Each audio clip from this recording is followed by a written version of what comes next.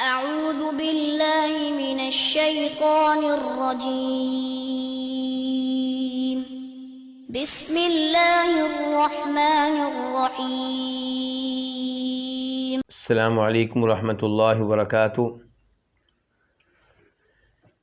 ان الحمد للہ نحمده ونستعینه ونستغفره ونعوذ باللہ من شرور انفسنا ومن سیئات اعمالنا من يهده الله فلا مضل له ومن يضلل فلا هادي له واشهد ان لا اله الا الله وحده لا شريك له واشهد ان محمدا عبده ورسوله.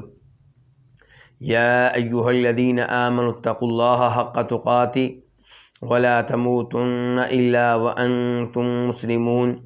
يا ايها الناس اتقوا ربكم الذي خلقكم من نفس واحده وخلق منها زوجها وبث منهما رجالا كثيرا ونساء واتقوا الله الذي تساءلون به والارحام ان الله كان عليكم رقيبا. يا ايها الذين امنوا اتقوا الله وقولوا قولا سديدا يصلح لكم اعمالكم ويغفر لكم ذنوبكم ومن يطع الله ورسوله فقد فاز فوزا عظيما. اما بعد فان خير الحديث كتاب الله وخير الهدي هدي محمد صلى الله عليه وسلم وشر الامور محدثاتها وكل محدثة بدعة وكل بدعة ضلالة وكل ضلالة في النار. شرح السنہ امام بربہاری رحمہ اللہ کی عظیم الشان تعریف، اور آج اس کا جو مسئلہ ہم شروع کرنے والے ہیں اس کا نمبر ہے 123 123، اور اس میں امام بربہاری فرماتے ہیں والتسلیم علی عباد اللہ اجمعین، اللہ کے تمام بندوں کو سلام کہنا ہوگا. تو امام بربہاری نے یہاں پہ یہ کہا ہے کہ اللہ کے جتنے بھی بندے ہیں انہیں سلام کہنا ہے، اور یہاں پہ اللہ کے بندوں سے مراد اللہ کے مسلمان بندے ہیں، اللہ کا دین قبول کر لینے والے بندے ہیں. کیا دلیل ہے اس بات کی؟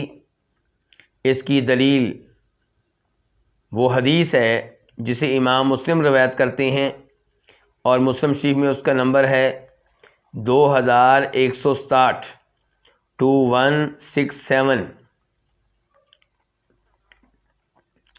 فرمایا نبی کریم صلی اللہ علیہ وسلم نے لا تبدأ الیہود ولا النصارى بالسلام، کہ یہودیوں اور عیسائیوں کو سلام کہنے میں پہل نہ کرو. اس کا مطلب یہ ہے کہ جب شریعت ہم سے کہتی ہے کہ سلام عام کرو تو اس سے مراد یہ ہے کہ مسلمانوں کو سلام کہا کرو. اس سے یہ مراد نہیں ہے کہ غیر مسلموں کو سلام کہا کرو.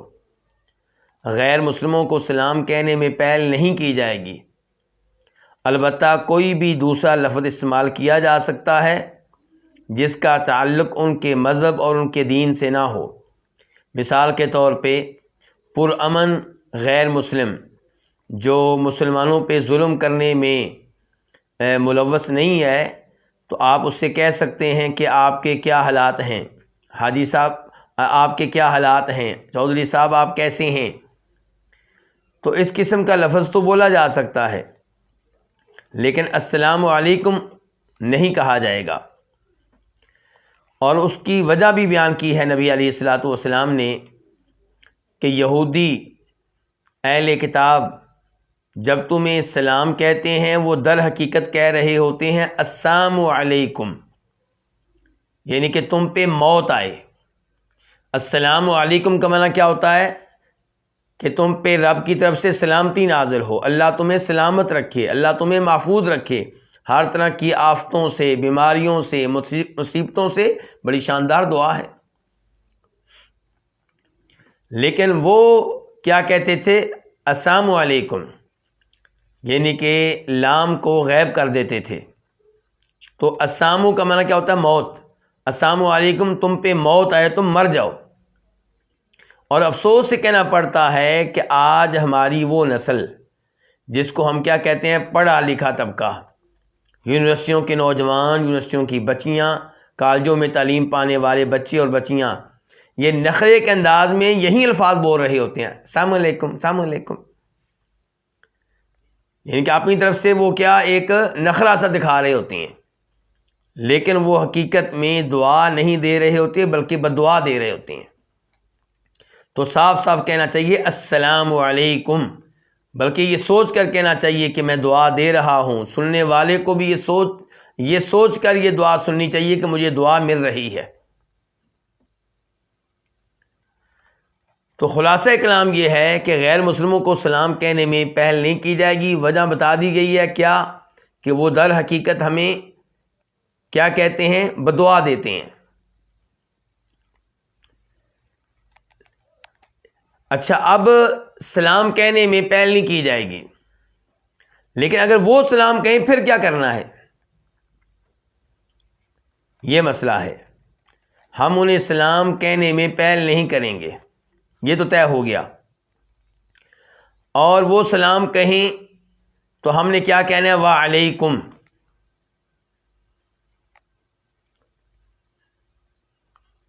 یا علیکم، کہ تمہارے اوپر ہو. السلام نہیں کہنا، آگے ہم نے کہنا ہے علیکم، تمہارے اوپر ہو، یعنی کہ جو کچھ مجھ سے کہا ہے یہ تمہارے لیے ہے. لیکن یہاں پہ سوال یہ اٹھتا ہے کہ اگر غیر مسلم صاف صاف کہہ رہا ہو السلام علیکم بغیر کسی بہام کے، واضح طور پہ کہہ رہا ہے السلام علیکم، پھر ان کو وعلیکم السلام کہیں گے یا پھر بھی کہیں گے علیکم؟ تو اس مسئلے میں علماء کرام میں اختلاف ہے.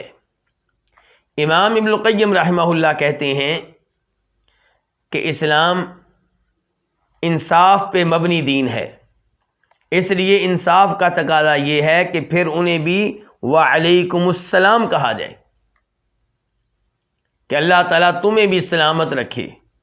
تو یہ ہماری طرف سے ان کے لیے دعا ہوگی، اللہ تمہیں سلامت رکھے دنیاوی بیماریوں سے بھی اور روحانی بیماریوں سے بھی. مثال کے طور پہ اللہ تمہیں سلامت رکھے کفر سے، شرک سے، گمراہی سے. تو امام ابن القیم کہتے ہیں کہ پھر ہم کیا کہیں گے، وعلیکم السلام کہیں گے، جب وہ صاف صاف کیا کہیں، السلام علیکم. تو اب تک جو ہماری گفتگو ہوئی ہے اس کا خلاصہ میں پھر بیان کر دوں. یہ خلاصہ بار بار اس لیے بیان کر رہا ہوں کہ شروع میں گفتگو جو میں نے شروع کی ہے اور سٹارٹ لی ہے اس میں کچھ ابہام ہے، وہ اتنی واضح بات نہیں تھی. اس لیے کہہ رہا ہوں کہ اب خلاصہ کلام یہ ہے کہ کافر غیر مسلم انہیں سلام کہنے میں ہم پہل نہیں کریں گے، لیکن اگر وہ ہمیں سلام کہیں تو ہم نے کیا کرنا ہے. اگر وہ غیر واضح انداز میں کہہ رہے ہیں تو ہم نے کہنا ہے علیکم یا وعلیکم، کہ تمہارے اوپر ہو. اور اگر وہ صاف صاف کہیں، واضح طور پہ کہیں السلام علیکم، تو پھر ہم بھی ان سے کہیں گے وعلیکم السلام. تو یہ طے ہو گیا کہ ہم نے سلام کہنے میں پہل نہیں کرنی. البتہ کوئی بھی اور لفظ ان کے ساتھ استعمال کیا جا سکتا ہے جو ہماری شریعت کی خلاف ورزی پہ مبنی نہ ہو اور اس کا ان کے مذہبی معاملے سے تعلق نہ ہو، ان کا مذہبی سلام نہ ہو، ان کی مذہبی شناخت نہ ہو، وہ سلام ان کی مذہبی علامت نہ ہو. جیسا کہ مثال دی ہے، ہاں جی کیسے ہیں، ٹھیک ہیں آپ، خیریت سے ہیں، بچے آپ کے ٹھیک ہیں، کاروباری زندگی ٹھیک چل رہا ہے، اس قسم کے الفاظ استعمال کر لیے جائیں. تو امام بربہاری کہہ رہے ہیں وَالتسلیم علی عباد اللہ اجمعین، کہ اللہ کے تمام بندوں کو سلام کہا جائے گا. تو میں نے گزارش کی تھی کہ یہاں پہ اللہ کے بندوں سے مراد کون سے بندے ہیں؟ اللہ کے دین کو اپنانے والے بندے، یعنی کہ مسلمان، اور اس کی دلیل بھی میں دے چکا ہوں. اب ہم ان احادیث کی طرف آتے ہیں جن احادیث کی بنیاد پہ امام بربہاری نے یہ مسئلہ بیان کیا ہے کہ اللہ کے بندوں کو سلام کہنا چاہیے۔ پہلے نمبر پہ حدیث ہے جس کے راوی جناب ابو ہریرہ رضی اللہ تعالی عنہ ہیں، اور اس حدیث کا مسلم شریف میں نمبر ہے 54 کہ فرمایا نبی کریم صلی اللہ علیہ وسلم نے لا تدخلون الجنت حتی تؤمنوا، ایمان لائے بغیر تم لوگ جنت میں داخل نہیں ہو سکو گے۔ تو جنت میں داخلے کے لیے کیا ضروری ہے؟ ایمان۔ کس چیز پہ ایمان؟ ہر اس چیز پہ ایمان جس پہ ایمان لانا واجب ہے۔ اللہ پہ ایمان، اللہ کے رسولوں پہ ایمان، اللہ کی طرف سے نازل ہونے والی کتابوں پہ ایمان، اللہ کے فرشتوں پہ ایمان، آخرت پہ ایمان، تقدیر پہ ایمان۔ اور پھر تفصیلات میں جائیں گے تو قرآن کریم کی ایک ایک آیت پہ ایمان۔ رسولوں کی طرف جائیں گے تو جن نبیوں کے نام بتا دیے گئے ان پہ خصوصی طور پہ ایمان، وہ فرشتے جن کے نام بتا دیے گئے ان کے اوپر خصوصی طور پہ ایمان۔ تو ایمان کے بغیر کوئی آدمی جنت میں داخل نہیں ہو سکے گا۔ تو جنت صرف ایمان والوں کے لیے ہے۔ وَلَا تُؤْمِنُوا حَتَّى تَحَابُوا، اس کے بعد آپ فرماتے ہیں، پہلے بیان کر دیا کہ جنت میں جانا ممکن نہیں ہے کس کے بغیر؟ ایمان کے بغیر۔ پھر کہا اور ایمان تم صحیح معنوں میں ایمان نہیں لا سکو گے، تم صحیح معنوں میں مومن نہیں بن سکو گے یہاں تک کہ ایک دوسرے سے محبت کرنے لگ جاؤ۔ اس سے کیا پتہ چلا؟ ہر مسلمان کو دوسرے مسلمان سے کیا کرنی چاہیے؟ محبت۔ آج اکثر مسلمانوں کے دشمن بنے ہوئے ہیں۔ رشتہ دار کا دشمن، پڑوسی کا دشمن۔ جس اسکول میں آپ پڑھاتے ہیں وہاں اگر آپ ٹیچر ہیں تو دوسرے ٹیچر کے آپ دشمن ہیں۔ اگر آپ کسی کالج میں پڑھتے ہیں تو آپ اپنے کئی ساتھیوں کے دشمن بنے ہوئے ہیں۔ کہیں جاب کرتے ہیں تو آپ اپنے مسلمان ساتھیوں کے دشمن بنے ہوئے ہیں۔ جبکہ ایمان تب مکمل ہوگا جب آپ ایمان کی بنیاد پہ ان لوگوں سے محبت کریں گے جو مومن ہیں، جو مسلمان ہیں۔ البتہ وہ آدمی جو مسلمان ہے لیکن اس میں بدعتیں پائی جاتی ہیں، کبیرہ گناہوں کا ارتکاب کرتا ہے، تو آپ اپنی محبت کو اس کے گناہوں کے مطابق کم کر دیں گے۔ یعنی کہ کافر کے مقابلے میں آپ کو اس سے محبت رہے گی کہ چلو پھر بھی توحید کے اوپر میرا مسلمان بھائی ہے، لیکن اس کے گناہوں کی وجہ سے آپ کی محبت میں یقیناً کمی آئے گی، اور آنی چاہیے بھی۔ تو جب آپ ایمان کی طرف دیکھیں گے تو آپ اس سے محبت کریں گے، جب آپ اس کے کبیرہ گناہوں کی طرف دیکھیں گے، بدعات کی طرف دیکھیں گے، تو آپ اسی قدر محبت کم کر لیں گے۔ اولا ادلکم علی شیء اذا فعلتموہ تحاببتم، کیا تمہیں میں ایک ایسی چیز نہ بتاؤں جو چیز جب تم اختیار کرو گے تو تمہاری آپس میں محبت قائم ہو جائے گی؟ وہ کیا ہے؟ فرمایا افشوا السلام بینکم، آپس میں سلام کو عام کرو۔ تو سلام کو آپس میں عام کرو، کیا مطلب؟ بار بار سلام کہنا ہے، ہر ایک کو سلام کہنا ہے، سلام کو عام کرو، ہر جانب سے سلام سلام السلام علیکم کی آوازیں آئیں۔ اس لحاظ سے آپ سوچ سکتے ہیں کہ السلام علیکم پہ ہمیں کتنا زور دینا چاہیے، اور جتنا زور دیا گیا حدیث میں مسلمان اس پہ عمل کرنے میں اتنے ہی سستے ہیں۔ حالانکہ فائدہ اپنا ہی ہے، دعا دیں گے ثواب مل رہا ہے آپ کو۔ اور دعا کس کو دیں گے آپ؟ اپنی وائف کو گھر میں داخل ہو کے السلام علیکم۔ دعا کس کو دیں گے؟ اپنے والد کو۔ دعا کس کو دیں گے؟ اپنے بچوں کو، اور وہ آپ کو دعا دیں گے۔ تو معلوم نہیں پھر کیوں ہم سستی کرتے ہیں اس معاملے میں، جبکہ میں کئی دفعہ وعدے کر چکا ہوں کہ صحابہ کرام السلام علیکم کہنے میں بہت زیادہ دلچسپی رکھتے تھے۔ وہ آپس میں مل کے جا رہے ہوتے، راستے میں درخت آ جاتا، درخت کے بعد پھر آپس میں ملتے تو ایک دوسرے کو سلام کہتے۔ تو ہمیں یہ عادت بھی بنانی چاہیے کہ گھر کے ایک کمرے سے دوسرے کمرے میں جائیں تو کیا کہیں؟ السلام علیکم کہیں۔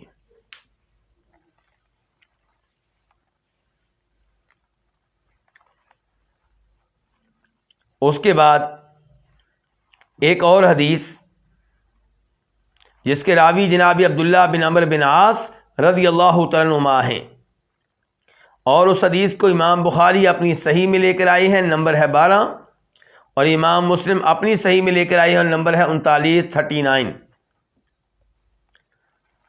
کہ نبی علیہ الصلوۃ والسلام سے سوال کیا گیا ای الاسلام خیر، اسلام کے اعمال میں سے کون سا عمل سب سے افضل ہے؟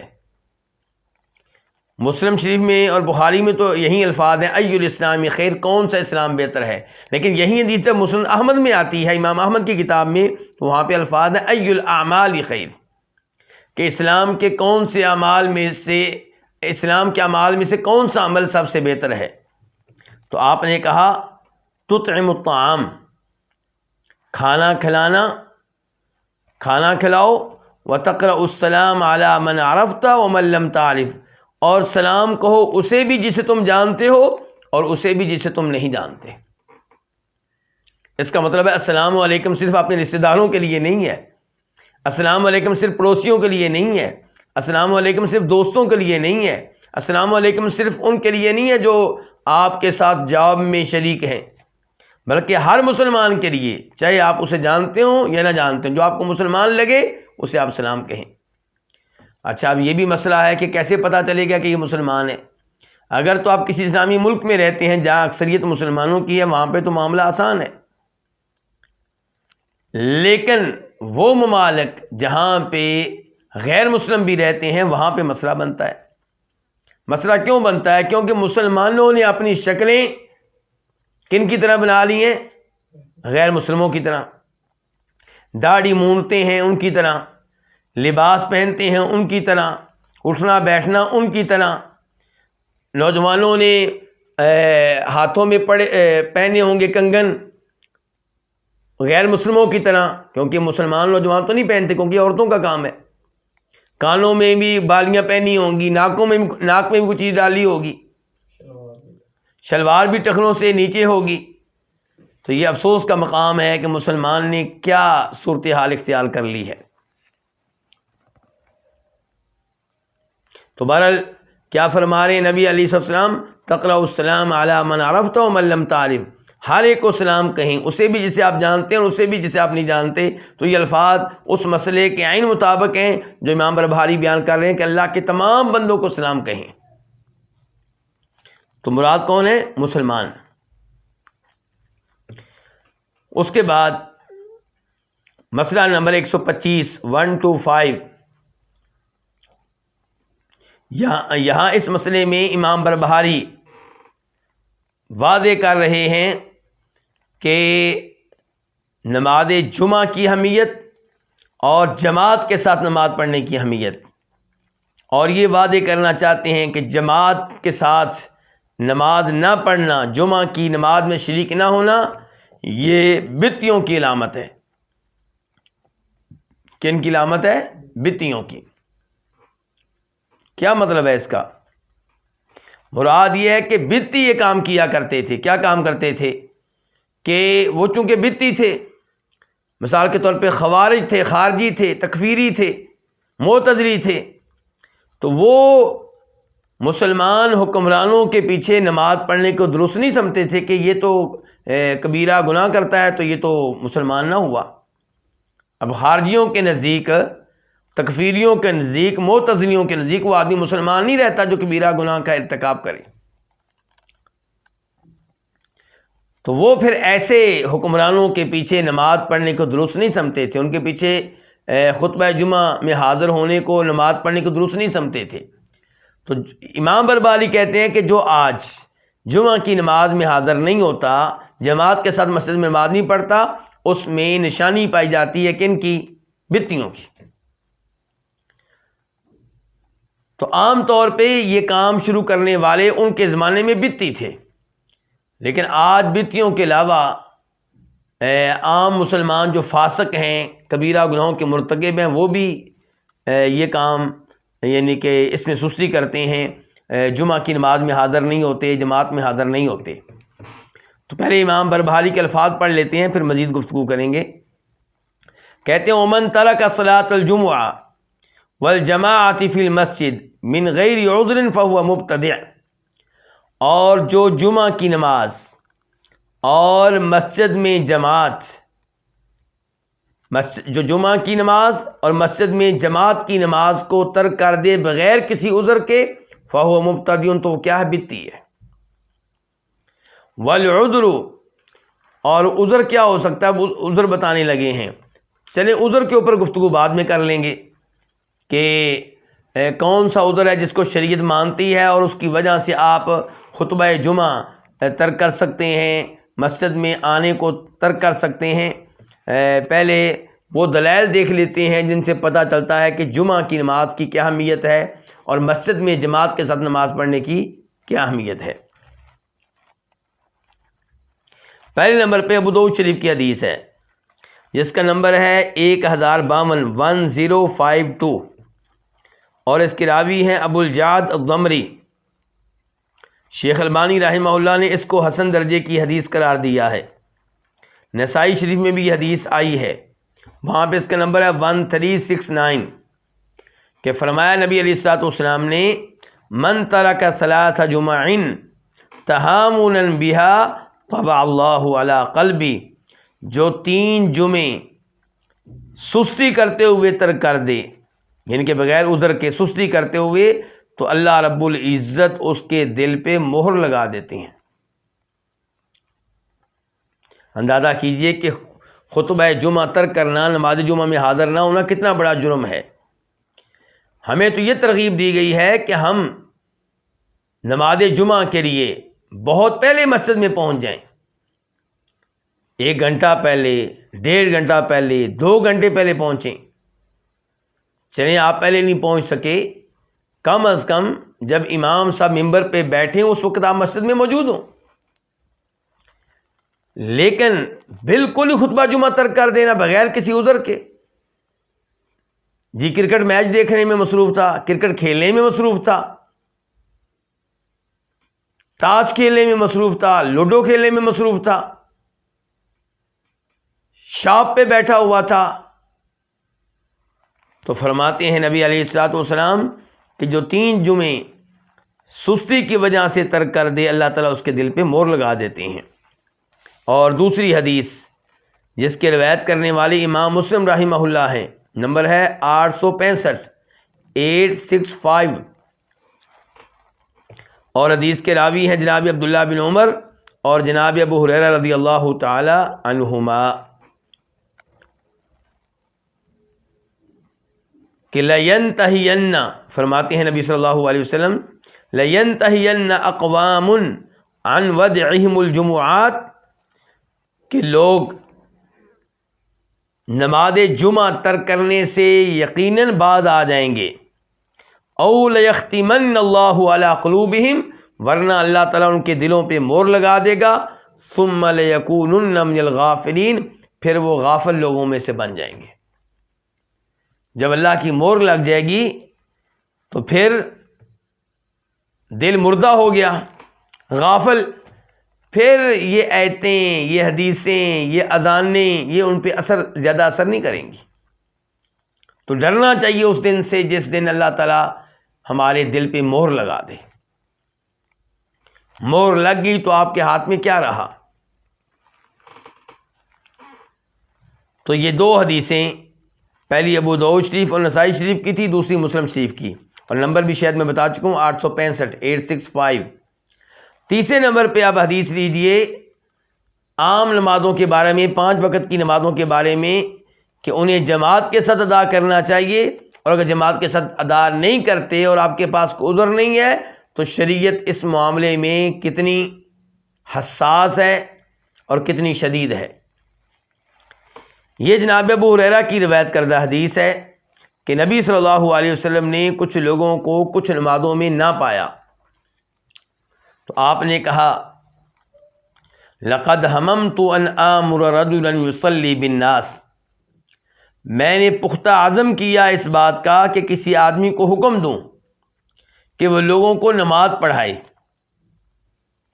ثُمَّ أُخَالِفَ إِلَىٰ رِجَالٍ يَتَخَلَّفُونَ عَنْهَا، پھر خود میں ان لوگوں کی طرف نکل جاؤں جو جماعت کے ساتھ نماز پڑھنے کے لیے نہیں آئے، فآمر بہم، تو ان کے بارے میں حکم دوں۔ کن کے بارے میں؟ جو جماعت کے ساتھ نماز پڑھنے کے لیے نہیں آئے، تو حکم دوں تو کیا ہو؟ ان کو آگ لگا دی جائے۔ بِحُزَمِ الْحَطَبِ بِیُوتَہُم، کہ لکڑیوں کے گٹھے لے کر انہیں ان کے گھروں سمیت آگ لگا دی جائے۔ آپ اس سے اندازہ لگا سکتے ہیں کہ کتنا معاملہ سنگین ہے، لیکن آپ نے آگ لگائی نہیں۔ کیوں نہیں لگائی؟ آپ نے کہا اس طریقے کے گھروں میں عورتیں ہوتی ہیں، بچے ہوتے ہیں، جن پہ مسجد میں آ کے جماعت کے ساتھ نماز پڑھنا واجب نہیں ہے۔ لیکن آپ نے یہ بیان کر دیا کہ مردوں کا مسجد میں آ کے نماز نہ پڑھنا کتنا بڑا جرم ہے، کہ وہ نبی جن کو ہم رحمت اللہ عالمین کہتے ہیں، اور واقعی وہ رحمت اللہ عالمین ہے، وہ رحمت اللہ عالمین ہونے کے باوجود نماز کے معاملے میں کتنی سختی کر رہے ہیں کہ میرا دل چاہتا ہے کہ ایسے لوگوں کو آگ لگا دی جائے۔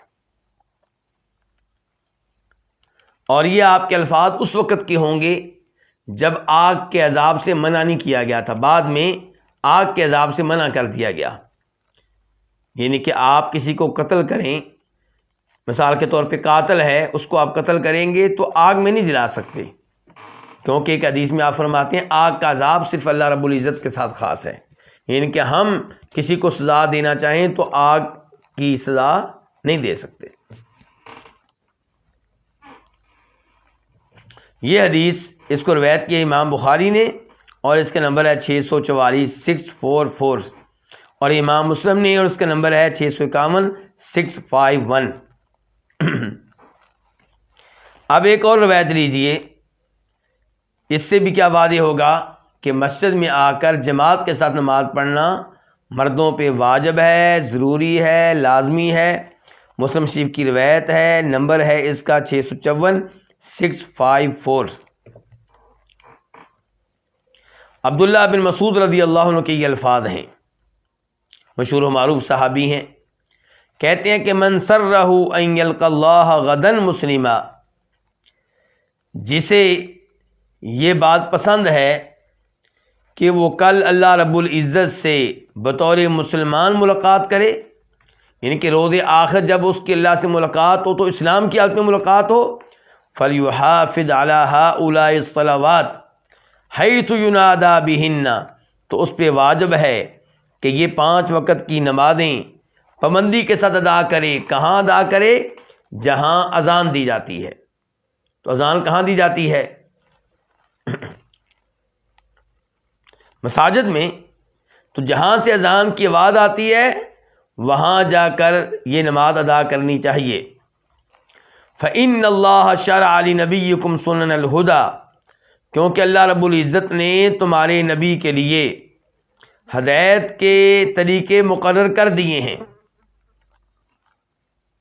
وَإِنَّهُنَّ مِن سُنَنِ الْهُدَىٰ، اور جماعت کے ساتھ مسجد میں آ کے نماز پڑھنا یہ ہدایت کے طریقوں میں سے ایک ہے۔ اس کا مطلب یہ ہے کہ اگر یہ ہدایت کا طریقہ ترک کریں گے تو آپ ہدایت کی نعمت سے محروم ہو جائیں گے، گمراہی پہ چل پڑیں گے۔ وَلَوْ أَنَّكُمْ صَلَّيْتُمْ فِي بُيُوتِكُمْ كَمَا يُصَلِّي هَذَا الْمُتَخَلِّفُ فِي بَيْتِهِ، اور اگر تم اپنے گھر میں نماز پڑھو، کون کہہ رہے ہیں؟ عبداللہ بن مسعود، اور اگر تم اپنے گھر میں نماز پڑھو جیسا کہ یہ جماعت سے پیچھے رہ جانے والا اپنے گھر میں نماز پڑھتا ہے، تو لَتَرَکْتُمْ سُنَّةَ نَبِيِّكُمْ، تو تم اپنے نبی کے طریقے کو ترک کر دو گے۔ وَلَوْ تَرَکْتُمْ سُنَّةَ نَبِيِّكُمْ لَضَلَلْتُمْ، اور اگر تم نے اپنے نبی کا طریقہ ترک کر دیا تو تم گمراہ ہو جاؤ گے۔ اندازہ لگائیے کہ مسجد میں آ کر جماعت کے ساتھ نماز پڑھنا کتنا بڑا جرم ہے، اور اس کے بعد ثواب بتاتے ہیں مسجد میں آ کے نماز پڑھنے کا۔ وَمَا مِن رَجُلٍ يَتَطَهَّرُ فَيُحْسِنُ الطُّهُورَ، جو بھی آدمی وضو کرے اور اچھی طرح وضو کرے، ثُمَّ يَعْمِدُ إِلَىٰ مَسْجِدٍ مِّنْ هَٰذِهِ الْمَسَاجِدِ، پھر ان مسجدوں میں سے کسی مسجد میں آ کے نماز پڑھے، إِلَّا كَتَبَ اللَّهُ لَهُ بِكُلِّ خَطْوَةٍ يَخْطُوهَا حَسَنَةً، وہ جب گھر سے مسجد میں آئے گا جتنے قدم اٹھائے گا ہر قدم کے بدلے میں اللہ تعالیٰ ایک نیکی لکھیں گے، اور ہر قدم کے بدلے میں اللہ تعالیٰ اس کا ایک درجہ بلند کریں گے، اور ہر قدم کے بدلے میں اللہ تعالیٰ اس کی ایک برائی کو، گناہ کو ختم کر دیں گے. یعنی کہ آپ کے گھر سے مسجد تک اگر 100 قدم ہیں تو کتنی نیکیاں مل گئیں؟ 100 تو مل گئی نماز شروع کرنے سے پہلے ہی. لیکن اس سے یہ بھی پتہ چلا کہ وضو کہاں کر کے آنا چاہیے؟ گھر میں، یہ بہتر ہے. وَلَقَدْ رَأَيْتُنَا وَمَا يَتَخَلَّفُ عَنْهَا إِلَّا مُنَافِقٌ مَعْلُومُ النِّفَاقِ. کہتے ہیں کہ میں نے صحابہ کرام کو دیکھا، اپنے ساتھیوں کو دیکھا کہ ہم میں سے کوئی بھی جماعت سے پیچھے نہیں رہتا تھا سوائے اس منافق کے جس کی منافقت بالکل واضح ہوتی، ننگی ہوتی. وَلَقَدْ كَانَ الرَّجُلُ يُؤْتَى بِهِ.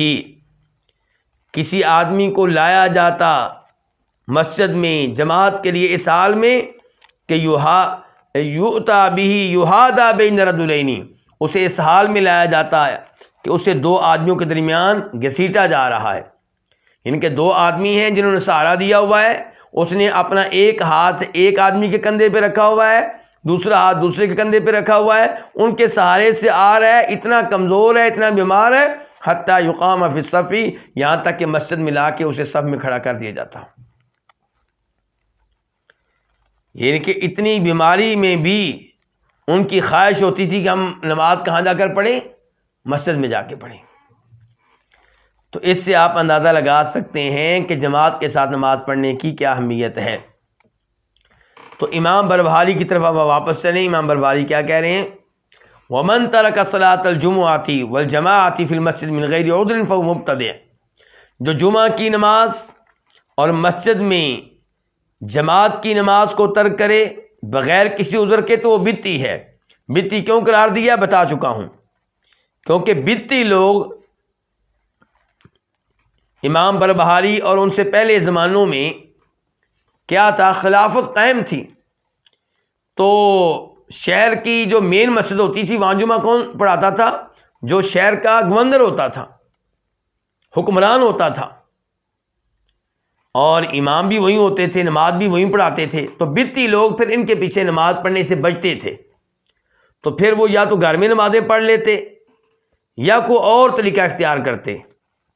تو اس لیے امام بربہاری کہہ رہے ہیں جماعت کی نماز سے بچنا اور جمعہ کی نماز سے بچنا یہ کن کا طریقہ ہے؟ بدعتیوں کا. اگر بغیر عذر کے کوئی کام کرتا ہے تو وہ بدعتی ہے. اور ہم یہ کہیں گے کہ یہ ایسا کام کرنے والے 2 طرح کے لوگ ہوتے ہیں، یا بدعتی اور یا وہ جو سستی کی وجہ سے ایسا کرتے ہیں. تو ان کو ہم بدعتی تو نہیں کہیں گے، لیکن وہ ظاہر ہے کہ گناہ کا کام کر رہے ہیں، فاسق کہیں گے ہم ان کو، نافرمان کہیں گے، گناہ گار کہیں گے. اس وجہ سے بدعتی نہیں کہیں گے. والعذر کمرض لا طاقت له بالخروج الى المسجد او خوف من سلطان ظالم وما سوا ذلك فلا عذر له. اور یہاں سے بھی پتہ چلا کہ اگر آپ کا حکمران فاسق ہے اور وہ مسجد میں نماز پڑھاتا ہے تو آپ کی نماز اس کے پیچھے ہو جائے گی. مثال کے طور پہ آپ کا حکمران داڑھی مونتا ہے. اب داڑھی رکھنا واجب ہے، فرض ہے، لیکن آپ کا حکمران داڑھی مونتا ہے اور مسجد کا امام ہے. اب ظاہر ہے وہ حکمران، آپ اسے ہٹا نہیں سکتے. تو آپ اس کے پیچھے نماز پڑھیں اور آپ کی نماز انشاءاللہ ٹھیک ہوگی. لیکن اگر کسی مسجد میں آپ کی ڈیوٹی لگے کہ آپ نے امام مقرر کرنا ہے تو آپ ایسے شخص کو امام مقرر نہ کریں جو فاسق ہو، فاجر ہو، کبیرہ گناہوں کا ارتکاب کرتا ہو. آپ کسی اچھے شخص کا انتخاب کریں. لیکن حکمران تو آپ سے پوچھ کر نہیں آئے گا، وہ تو بن گیا. تو آپ اس وجہ سے اس کے پیچھے نماز نہ پڑھیں کہ وہ فاسق ہے، تو یہ درست نہیں ہوگا. البتہ اگر 2-3 مسجدیں ہیں اور آپ اس مسجد کی بجائے دوسری مسجد میں چلے جاتے ہیں جہاں پہ امام اچھا ہے اور حکمرانوں کے پیچھے نماز نہیں پڑھتے تو کوئی بات نہیں، آپ نے دوسری مسجد میں ہی نماز پڑھی ہے. لیکن فتنہ پیدا نہیں ہونا چاہیے. اگر فتنہ پیدا ہو رہا ہے، آپ کے ارد گرد لوگ جمع ہو رہے ہیں، ایک گروپ بن رہا ہے حکمران کے خلاف، تو پھر مسئلہ کھڑا ہوگا. والعذر کا مرض. اچھا عذر کیا ہو سکتا ہے جس کی وجہ سے جمعہ معاف ہو جائے گا، جس کی وجہ سے مسجد میں جماعت کے ساتھ نماز پڑھنا معاف ہو جائے گا؟ تو امام بربہاری کہتے ہیں والعذر کا مرض. عذر جیسا کہ ایسی بیماری لا طاقت لہ بالخروج المسجد، جس بیماری میں مریض جو ہے مسجد میں جانے کی طاقت نہ رکھے. تو اگر ایسی بیماری ہے جس بیماری میں آپ مسجد میں جانے کی طاقت نہیں رکھتے تو پھر آپ گھر میں نماز پڑھ سکتے ہیں. او خوف من سلطان ظالم، یا کسی ظالم حکمران کا ڈر ہے، یعنی کہ ظالم حکمران ہے وہ آپ کو قتل کرنا چاہتا ہے، تو آپ گھر میں چھپے ہوئے ہیں، نمازیں گھر میں پڑھ رہے ہیں، تو انشاءاللہ پھر آپ کا عذر قابل قبول ہے. ایسی شکل میں آپ اپنی جان بچانے کے لیے گھر میں نمازیں پڑھ سکتے ہیں. وما سوا ذالک، اور جو اس کے علاوہ ہے فلا عذر لہ، تو اس کا کوئی عذر نہیں ہے. یعنی کہ ان دو چیزوں کو ہی امام بربہاری نے کیا شمار کیا ہے؟ عذر شمار کیا ہے، اور ان کے علاوہ امور کو امام بربہاری عذر شمار نہیں کر رہے، جبکہ صحیح بات یہ ہے کہ عذر صرف یہ دو نہیں ہے، اس کے علاوہ بھی کوئی عذر ہو سکتا ہے. مثال کے طور پہ جو احادیث سے ثابت ہیں، بیماری کے علاوہ ایک عذر کیا ہے؟ بارش. اگر بارش ہو رہی ہے تو بارش کی وجہ سے آپ کا عذر جو ہے کہ آپ گھر میں نماز پڑھنا چاہتے ہیں تو یہ قابل قبول ہے. یہ میرے سامنے حدیث ہے مسلم شریف کی، نمبر ہے اس کا 697 697. راوی ہیں جناب عبداللہ بن عمر کہ ان رسول اللہ صلی اللہ علیہ وسلم کان یأمر المؤذن اذا كانت لیلۃ باردۃ او ذات مطر فی السفر ان یقول الا صلوا فی الرحال، کہ نبی صلی اللہ علیہ وسلم ایسی رات میں جو رات انتہائی ٹھنڈی ہوتی، شدید سردی ہوتی یا بارش ہوتی اور آپ سفر میں ہوتے تو آپ مؤذن سے کہتے کہ اذان میں یہ الفاظ کہو کہ الا صلوا فی الرحال، کہ لوگوں گھروں میں ہی نماز پڑھ لو. تو یہاں پہ کیا ہے؟ سفر کے دوران. سفر کے دوران اگر بارش ہوتی، سفر کے دوران اگر رات انتہائی ٹھنڈی ہوتی، شدید سردی ہوتی، تو آپ مؤذن سے کہتے کہ اذان میں یہ الفاظ بھی کہہ دو کہ لوگوں گھروں میں نماز پڑھ لو. اس کا مطلب یہ ہے کہ بارش کی حالت میں یا انتہائی شدید سردی جس میں آپ باہر نکلیں تو آپ کو خطرہ ہے کہ آپ بیمار ہو جائیں گے، تو تب آپ گھر میں نماز پڑھ سکتے ہیں. جہاں تک تعلق ہے سفر والے الفاظ کا، تو یہ سفر میں بھی جائز ہے اور بغیر سفر کے بھی جائز ہے، کیونکہ کئی احادیث میں یہ آیا ہے کہ سفر کے بغیر بھی ایسا کیا گیا ہے یا ایسا ثابت ہے نبی صلی اللہ علیہ وسلم سے. مثال کے طور پہ بخاری شریف کی حدیث ہے کہ جناب عبداللہ بن عباس خطبہ جمعہ دینے لگے. اب خطبہ جمعہ کہاں ہو رہا ہے؟ شہر میں ہو رہا ہے. تو انہوں نے مؤذن سے کہا کہ اذان میں یہ الفاظ بھی کہنے ہیں کہ لوگوں گھروں میں نماز پڑھ لو. تو لوگوں نے تعجب کا اظہار کیا، تو انہوں نے وضاحت کی کہ بھائی بارش ہو رہی ہے. تو کہنے کا مطلب یہ ہے کہ بارش کی حالت میں آپ گھر میں نماز پڑھ سکتے ہیں. تو یہ عذر جو ہے قابل قبول ہے. اس کے علاوہ پیشاب پخانہ، اس کی وجہ سے بھی جماعت سے پیچھے رہ جانے والا شخص معذور ہے، اس کا عذر قابل قبول ہے. یعنی کہ نماز کے لیے جانے لگا تھا مسجد میں، لیکن پیشاب آ گیا یا پخانے کی حاجت محسوس ہوئی، تو پھر ہم اس سے یہ مطالبہ نہیں کریں گے کہ تم مسجد میں جا کے جماعت کے ساتھ نماز پڑھو، بلکہ مطالبہ یہ کیا جائے گا پہلے اپنی حاجت پوری کرو، پیشاب پخانے سے فارغ ہو جاؤ، تب جا کے نماز پڑھنا. اب ہو سکتا ہے جب وہ فارغ ہو تو جماعت چھوٹ چکی ہو، تو اگر اس نے شروع میں سستی نہیں کی تھی، ٹائم پہ اٹھا تھا، اور اب واش روم میں جانے کی وجہ سے، قضاء حاجت کی وجہ سے اس کی جماعت رہ گئی ہے، تو انشاءاللہ اس کا عذر بھی قابل قبول ہے. دلیل آگے چل کر میں دیتا ہوں. ایسے ہی جماعت قائم ہونے لگی ہے اور آپ کا کھانا آ گیا ہے، اور کھانے کی آپ کو حاجت ہے، بھوک لگی ہے، تو تب بھی شریعت کیا کہتی ہے کہ آپ پہلے کھانا کھا لیں، بعد میں نماز پڑھ لیں. تو دلیل کیا ہے؟ دلیل یہ حدیث ہے مسلم شریف کی، نمبر ہے اس کا 560 کہ لا صلاۃ بحضرۃ الطعام، کھانا موجود ہو تو نماز نہیں ہوتی. ولا وهو يدافع الاخبثان، اور نہ ہی تب نماز پڑھنی چاہیے جب کہ دو خبیث ترین چیزیں، دو گندی ترین چیزیں ان کا زور ہو آپ پہ۔ مراد کیا ہے؟ پیشاب پخانہ۔ تو پیشاب پخانے کا زور ہو تو پھر پہلے اپنی حاجت پوری کریں۔ کیوں؟ اس سے ایک تو پتہ چلا دین اسلام کتنا اچھا دین ہے، انسانی حاجتوں کا خیال رکھتا ہے۔ کھانا آیا ہے، آپ کو بھوک لگی ہے، شریعت کہہ رہی پہلے کھانا کھا لیں بعد میں نماز پڑھ لیں۔ حالانکہ شریعت جماعت میں بغیر عذر کے پیچھے رہ جانے والوں پہ بڑی سختی کر رہی ہے۔ دوسری جانب کھانے کی وجہ سے اگر آپ نماز سے پیچھے رہتے ہیں اور کھانا موجود ہے، حاضر ہے، بھوک لگی ہے، تو شریعت کہہ رہی کہ آپ پہلے کھانا کھا لیں۔ ایسے ہی یہ انسانی ضرورت ہے نا، اور ایسے ہی آپ نماز کے لیے جانے لگے تھے، پیشاب پخانے کی حاجت محسوس ہوئی اور آپ کو پتہ ہے کہ یہ پیشاب پخانہ آپ کو تنگ کرے گا، تو پھر آپ سے یہ شریعت کہتی ہے کہ پہلے اپنی حاجت پوری کریں بعد میں نماز پڑھیں۔ لیکن اگر کوئی پیشاب آیا ہے، نماز پہلے پڑھتا ہے، کہتا ہے پیشاب بعد میں کر لوں گا، تو کیا اس کی نماز ہو جائے گی؟ جی ہاں ہو جائے گی۔ یہ نہیں ہم کہتے کہ اس کی نماز نہیں ہوگی۔ دلیل اس کی وہ حدیث ہے جو آپ سب نے سنی ہوگی کہ مسجد نبوی میں ایک آدمی نے پیشاب کر دیا تھا، صحابہ کرام اس کے پیچھے دوڑے، اس کو ڈانٹنے لگے، تو نبی علیہ السلام نے روک دیا تھا کہ کوئی بات نہیں، اس کو پیشاب کرنے دو۔ جب پیشاب کر لیا گیا تو آپ نے کہا پانی لے کر آؤ اور اس کے اوپر بہا دو۔ دیکھیے کتنا عظیم اخلاق ہے آپ کا، مسجد نبوی میں پیشاب کیا ہے۔ اور آج کل ایسا کوئی آدمی ہو تو لوگ اس کو ویسے جان سے مار دیں گے، یہ گستاخ ہے، وہابی ہے۔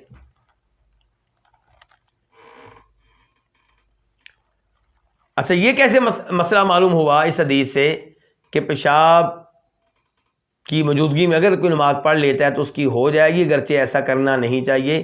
دلیل یہ ہے کہ اس آدمی نے، یہ جو عرابی تھا، یعنی کہ مدینہ سٹی کا نہیں تھا، وہ اونٹ چرانے والوں میں سے تھا جو باہر جنگلوں صحراؤں میں رہتے ہیں، صحرا نشین تھا، خانہ بدوش تھا، تو اس نے مسجد میں پیشاب کر دیا، اور یہ واقعہ نماز کے بعد کا ہے۔ اس کا مطلب یہ ہے کہ نماز کے دوران پیشاب آیا ہوگا، اسی لیے تو نماز کے فوراً بعد اس نے کر دیا یہ کام۔ تو پیشاب کے ساتھ اس نے نماز پڑھی، آپ نے اس سے یہ نہیں کہا کہ تم نماز دہراؤ۔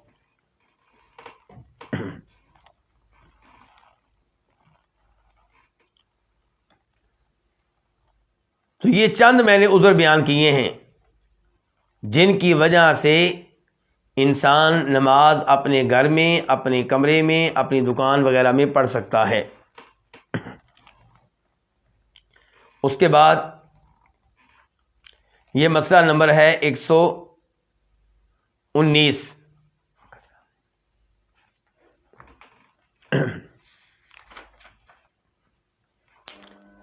معذرت، مسئلہ نمبر ہے 126، 126 کہ وَمَنْ صَلَّى خَلْفَ إِمَامٍ فَلَمْ يَقْتَدِ بِهِ فَلَا صَلَاةَ لَهُ، اور جو کسی امام کے پیچھے نماز پڑھے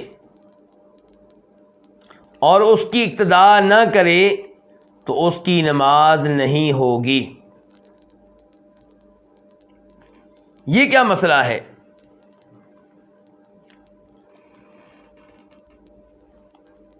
کئی دفعہ خارجی لوگ، تکفیری لوگ اور معتزلہ سے تعلق رکھنے والے لوگ مجبور ہو جاتے ہیں مسجد میں نماز پڑھنے پہ۔ اب وہ الگ نماز نہیں پڑھ سکتے، ڈر ہے کہ حکومت ہمیں کیا کرے گی، پکڑ لے گی کہ یہ الگ کیوں نماز پڑھ رہا ہے، مسلمان حکمران کے پیچھے نماز کیوں نہیں پڑھ رہا، گورنر کے پیچھے نماز کیوں نہیں پڑھ رہا۔ تو اس زمانے کے کئی لوگ کیا کرتے تھے کہ مسجد میں جماعت میں کھڑے ہو جاتے، ظاہر یہ کرتے کہ ہم امام صاحب کے ساتھ نماز پڑھ رہے ہیں، لیکن حقیقت میں وہ تنہا اپنی نماز پڑھ رہے ہوتے تھے، لیکن نمازیوں کے ساتھ ساتھ ہی رکوع میں جاتے، ان کے ساتھ ہی سجدے میں جاتے، ان کے ساتھ ہی سجدے سے اٹھتے، لیکن نیت ان کی یہ ہوتی تھی کہ ہم تنہا نماز پڑھ رہے ہیں، ہم امام کے مقتدی نہیں ہیں، اس کی پیروی کرنے والے نہیں ہیں۔ اس لیے امام بربھاری کہہ رہے ہیں وَمَنْ صَلَّى خَلْفَ إِمَامٍ، جو کسی امام کے پیچھے نماز پڑھے، فَلَمْ يَقْتَدِ بِهِ، اور اس کی اقتداء نہ کرے، فَلَا صَلَاةَ لَهُ، تو اس کی نماز نہیں ہوگی۔ اس کے بعد مسئلہ نمبر 127 127، اس مسئلے میں فرماتے ہیں امام بربہاری والامر بالمعروف والنہی عن المنکر بالید واللسان والقلب بلا سیف، اور نیکی کا حکم دینا ہوگا اور برائی سے روکنا ہوگا ہاتھوں کے ساتھ اور زبان کے ساتھ اور دل کے ساتھ، بلا سیف، تلوار کے بغیر۔ کیا مطلب ہے جی؟ پہلے بھی گفتگو ہو چکی ہے مسئلہ نمبر 122 میں 122 میں کہ نیکی کا حکم دینا اور برائی سے روکنا یہ کیا ہے؟ یہ واجب ہے، اور اس کے دلائل بھی ذکر کیے جا چکے ہیں۔ لیکن یہاں پہ یہ بتایا ہے کہ نیکی کا حکم دینا اور برائی سے روکنا یہ کیسے ہوگا؟ تو کہتے ہیں نمبر 1 ہاتھ کے ساتھ، نمبر 2 زبان کے ساتھ، نمبر 3 دل کے ساتھ۔ دل کے ساتھ کیسے؟ کہ دل میں آپ برائی کو برا جانیں، نیکی کو اچھا جانیں، جو نیکی واجب ہے اس کو واجب جانیں، جو سنت ہے اس کو سنت جانیں، اور برائی کو آپ جرم سمجھیں۔ اور زبان کے ساتھ تو واضح ہے کہ سمجھانا ہے، اور ہاتھ کے ساتھ کیا؟ طاقت کا استعمال کرنا۔ تو طاقت کا استعمال کون کرے گا برائی ختم کرنے کے لیے؟ حکمران۔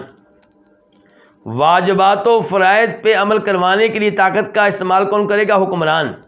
مثال کے طور پہ نوجوان ہے، بغیر عذر کے رمضان کے روزے ترک کرتا ہے، حکمران اس کو سزا دے سکتا ہے، اور دینی چاہیے۔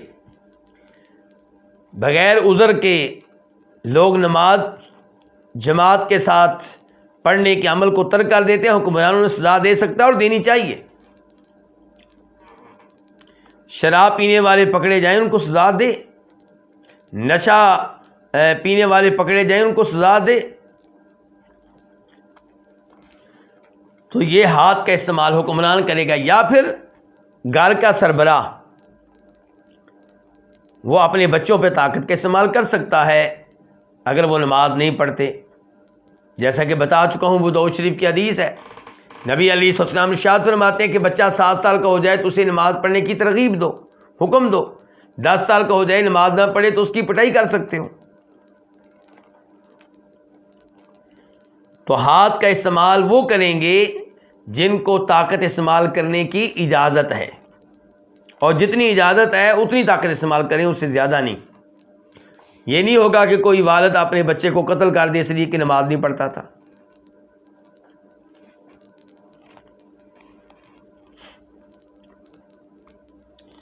تو امام بربہاری کہتے ہیں نیکی کا حکم دینا ہوگا، برائی سے روکنا ہوگا ہاتھ کے ساتھ اور زبان کے ساتھ۔ جہاں پہ آپ طاقت استعمال نہیں کر سکتے، ہاتھ استعمال نہیں کر سکتے، وہاں پہ کم از کم آپ زبان تو استعمال کریں، اچھے انداز سے نیکی کا حکم دیں، برائی سے روکیں۔ والقلب، اور کہتے ہیں کہ دل کے ساتھ۔ اس سے کیا مراد ہے؟ یہ بتا چکا ہوں پہلے بھی کہ جہاں پہ آپ طاقت استعمال نہیں کر سکتے، زبان استعمال نہیں کر سکتے، وہاں کم از کم دلی جذبات آپ کے نیکی کے ساتھ ہوں، اور برائی سے آپ کو نفرت ہو، آپ کو افسوس ہو رہا ہو ان لوگوں پہ جنہوں نے برائی کا ارتکاب کیا ہے۔ لیکن اگر کوئی نیکی کو نیکی سمجھنا ترک کر دے، برائی کو برائی سمجھنا ترک کر دے، تو پھر تو وہ مردہ ہو چکا ہے۔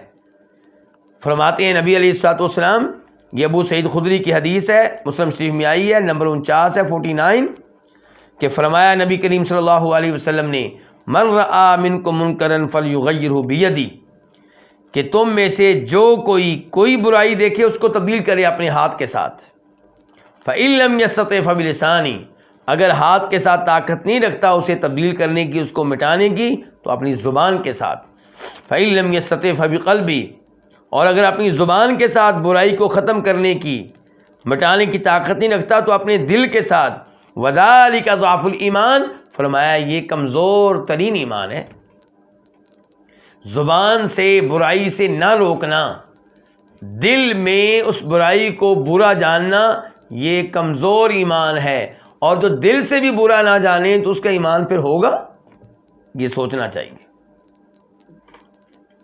یعنی کہ لوگ شراب پی رہے ہیں اور آپ اس کو معمول کی کارروائی سمجھتے ہیں, اس کی کوئی ٹینشن نہیں لیتے, آپ کو کوئی غصہ ہی نہیں آتا. آپ کا بیٹا لڑکیوں کے ساتھ دوستیاں لگاتا ہے, ان کے ساتھ بیٹھتا ہے تنہائی میں, خلوت میں, اور آپ کو غصہ ہی نہیں آتا. آپ کی بیٹی ہے وہ غیر لڑکوں کے ساتھ دوستیاں قائم کرتی ہے اور بے پردگی کا مظاہرہ کرتی ہے, گھر میں کزن اس کے آتے ہیں اور اس کے آدھے بازو ننگے ہوتے ہیں اور آپ کو غصہ ہی نہیں آتا, تو پھر تو آپ کے ایمان کا اللہ ہی حافظ ہے. ایسے ہی آپ کے بچے بدعات کا ارتکاب کرتے ہیں, عید میلاد النبی صلی اللہ علیہ وسلم میں حصہ لیتے ہیں, اور آپ کہتے ہیں کوئی مسئلہ ہی نہیں ہے جی, میں نے سب بچوں کو آزادی دی ہوئی ہے, میں سختی کا قائل نہیں ہوں, یہ جو چاہیں سو کریں, میں جو چاہوں سو کروں, یہ اپنے علم کی بنیاد پہ کر رہے ہیں, نوجوان بچے ہیں جی, سمجھدار ہیں. آپ کا کام ہے بدعت سے روکنا, بدعت کے خطرات سے اپنے بچوں کو آگاہ کرنا, اور اس معاملے میں جتنی سختی کر سکتے ہیں کریں, کیونکہ آپ کے بچے ہیں, آپ کے اولاد ہیں. اور فرماتے ہیں نبی علیہ الصلوۃ والسلام, بخاری شریف کی حدیث ہے, کلکم راعٍ وکلکم مسئول عن رعیتہ, تم میں سے ہر کوئی کسی نہ کسی کا نگران ہے, کسی نہ کسی کا ان کے ذمہ دار ہے, اور ہر ایک سے پوچھا جائے گا ان کے بارے میں جن کا وہ ذمہ دار ہے. پھر آپ نے وضاحت کی ہے کہ گھر کا سربراہ اپنی اولاد کا کیا ہے, ذمہ دار ہے. تو آپ کے بچے بدعات کا ارتکاب کریں اور آپ خاموشی اختیار کریں, ان کو نہ روکیں, یہ جرم ہے. لیکن امام بربہاری نے آخر میں کیا کہہ دیا, بلا سیف, یہ کام تلوار کے بغیر کرنا ہے, یہ کام پسٹل کے بغیر کرنا ہے, یہ کام کلاشنکوف کے بغیر کرنا ہے. کیونکہ بتا چکا ہوں, نیکی کا حکم دینے کے لیے, برائی سے روکنے کے لیے طاقت کا استعمال, تلوار کا استعمال, یہ کون کر سکتا ہے؟ یہ حکومت کر سکتی ہے, دوسرے لوگ نہیں کر سکتے.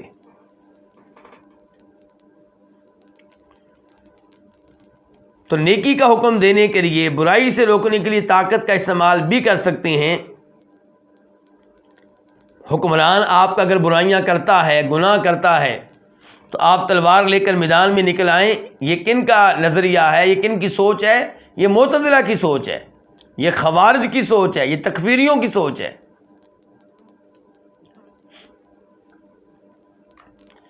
معتزلہ جو ہیں عقل پرست, جو کئی امور میں گمراہ ہیں, ان کے 5 اصول بڑے مشہور ہیں. کتنے اصول ان کے مشہور ہیں؟ 5. انہیں کہتے ہیں اصول 5. معتزلہ کے 5 اصول. ان میں سے ایک اصول کا نام ہے الامر بالمعروف والنہی عن المنکر, کہ نیکی کا حکم دینا اور برائی سے روکنا. کہتے ہیں یہ بڑا ہمارا اہم اصول ہے, اور مراد اس سے کیا لیتے ہیں؟ اہم بات یہ ہے, مراد اس سے یہ لیتے ہیں کہ اگر حکمران گناہ کرتا ہے, کبیرہ گناہ کرتا ہے, تو پھر اس سے لڑنا, اس کے خلاف تلوار اٹھانا, یہ ضروری ہے, یہ لازمی ہے. جبکہ ہم اس کو کیا کہتے ہیں کہ یہ ضروری نہیں ہے, لازمی نہیں ہے, بلکہ فتنہ و فساد ہے, یہ بغاوت ہے, یہ جرم ہے. آپ حکمران کی اصلاح کریں زبان کے ساتھ, نصیحت کے ساتھ, لیکن یہ کہ تلوار لے کر میدان میں آ جائیں اور اس کے خلاف آپ لوگوں کو کھڑا کر دیں, بغاوت کا ماحول پیدا کر دیں, اسلام اس کی قطعاً اجازت نہیں دیتا.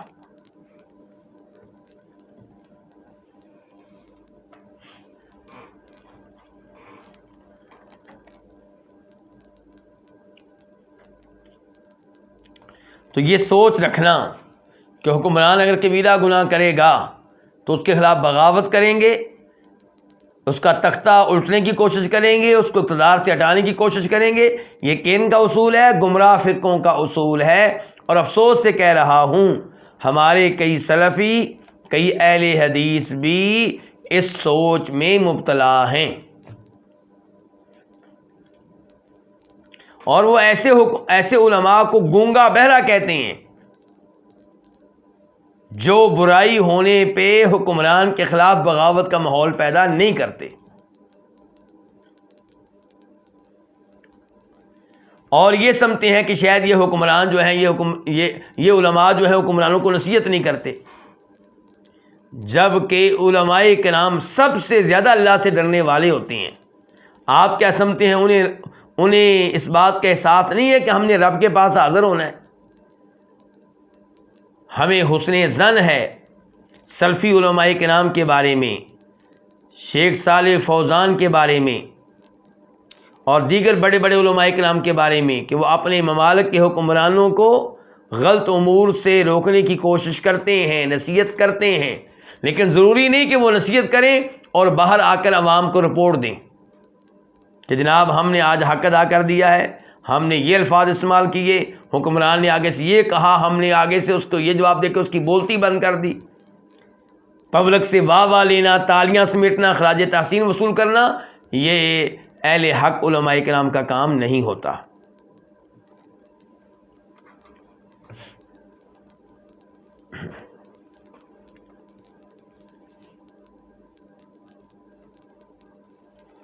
یہ تھا مسئلہ نمبر 127 127۔ اس کے بعد ہے مسئلہ نمبر 128 128۔ والمستور من المسلمین من لم تظہر لہ ریبہ، اور مسلمانوں میں سے مستور وہ ہے جس کا کوئی مشکوک کام ظاہر نہ ہو، جس کا کوئی مشکوک کام سامنے نہ آئے، اس کو کیا کہیں گے؟ مستور۔ مستور جس کو چھپایا جائے، یعنی کہ چھپا ہوا مسلمان، یعنی کہ ایک تو وہ ہوگا جو واضح طور پہ بدعتی ہے، سب کو نظر آ رہا ہے کہ بدعتی ہے، اور ایک وہ ہوگا جو واضح طور پہ فاسق ہے، سب کو پتہ ہے کہ کبیرہ گناہوں کا ارتکاب کرتا ہے، سود لیتا ہے، قرض دے کر سود لیتا ہے، کسی یتیم کا مال کھا گیا ہے، جادو کرتا ہے، پاک دامن مسلمان عورتوں پہ تہمتیں لگاتا ہے، جھوٹی گواہیاں دیتا ہے، یہ سارے کام کیا ہیں؟ کبیرہ گناہ ہیں۔ تو اس کا معاملہ بھی واضح ہو گیا، یہ فاسق ہے۔ بدعتی کا معاملہ بھی واضح ہو گیا کہ وہ بدعتی ہے۔ اور ایک وہ مسلمان ہوتا ہے جو مستور ہے، جس کا معاملہ چھپا ہوا ہے، پتہ نہیں چل رہا۔ تو مستور مسلمان کون ہوگا؟ جس کا کوئی مشکوک کام سامنے نہ آئے۔ تو پھر کرنا کیا ہم نے؟ اس کو یہ بتانے کا ہمیں مقصد کیا ہے امام بربہاری صاحب؟ تو مقصد یہ ہے کہ ایسے آدمی کے پیچھے آپ نماز پڑھیں بڑے اطمینان کے ساتھ، جو کیا ہے؟ مستور ہے، جس کا کوئی بڑا گناہ سامنے نہیں آیا، جس کی کوئی بڑی بدعت سامنے نہیں آئی، تو آپ اس کے پیچھے نماز پڑھ سکتے ہیں اور آپ اس کے بارے میں حسن ظن قائم کر سکتے ہیں۔ لیکن کیا ایسے شخص کی گواہی عدالت میں چلے گی؟ اگر وہ میرے حق میں گواہ بنے تو کیا جج اس کی گواہی قبول کرے گا؟ نہیں کرے گا۔ جج اس کی گواہی قبول کرے گا جو مستور نہ ہو، بلکہ جس کا معاملہ واضح ہو کہ وہ کبیرہ گناہوں سے بھی دور ہے اور بدعات سے بھی دور ہے۔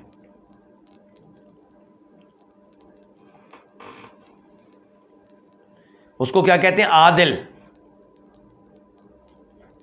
تو عادل آدمی جو ہے اس کی گواہی قابل قبول ہوگی، عادل آدمی کی بیان کردہ احادیث قابل قبول ہوں گی، اور جو عادل آدمی ہے اسی کو ہم امام مقرر کریں گے جب ہمارے بس میں ہوگا۔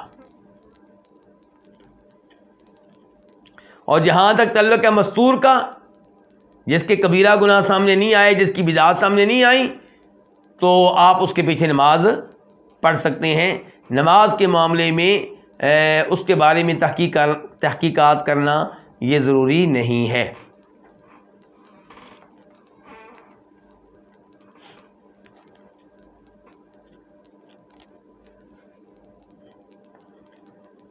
اس کے بعد مسئلہ نمبر ہے 129، لیکن اس مسئلے میں وقت لگے گا، اس لیے یہیں پہ آج کے درس کا اختتام کرتے ہیں۔ خلاصہ کلام یہ ہے آج ہم نے آغاز کیا تھا مسئلہ نمبر 123 سے 123 سے. پہلا مسئلہ جو تھا اس کا تعلق تھا کہ اللہ کے تمام بندوں کو سلام کہنا ہوگا، مراد یہ ہے کہ مسلمانوں کو. اور اس کے بعد مسئلہ یہ تھا کہ جمعہ کی نماز اور مسجد میں جماعت کے ساتھ نماز پڑھنا ضروری ہے، جو بغیر عذر کے ترک کرے تو وہ بدعتی ہے. اور اس کے بعد یہ تھا کہ اگر کوئی کسی امام کے پیچھے نماز پڑھتا ہے لیکن اس کے مقتدی بننے کی نیت نہیں کرتا تو اس کی کوئی نماز نہیں ہے. اور اس کے بعد مسئلہ یہ تھا کہ نیکی کا حکم دینا، برائی سے روکنا زبان کے ساتھ ہوگا، ہاتھوں کے ساتھ ہوگا، دل کے ساتھ ہوگا، لیکن تلوار استعمال کرنے کی اجازت نہیں ہوگی. ان کے ایسے آدمی کو قتل کرنے کی اجازت نہیں ہوگی. اور آخر میں یہ تھا کہ مستور مسلمان کس کو کہتے ہیں؟ چھپا ہوا مسلمان کون ہے؟ وہ جس سے کوئی مشکوک کام جو ہے وہ ظاہر نہ ہو، وہ سامنے نہ آئے، تو اس کے پیچھے نماز پڑھی جا سکتی ہے، اس کے بارے میں حسن ظن قائم کر سکتے ہیں. واللہ تعالی اعلم. اللہ رب العزت سے دعا ہے کہ اللہ تعالی ہمیں یہ تمام مسائل اچھی طرح سمجھنے کی توفیق عنایت فرمائے اور قرآن و حدیث پہ عمل کرنے کی توفیق دے. یہیں پہ اجازت چاہوں گا. وصلی اللہ تعالی علی نبینا محمد وعلی آلہ وصحبہ اجمعین.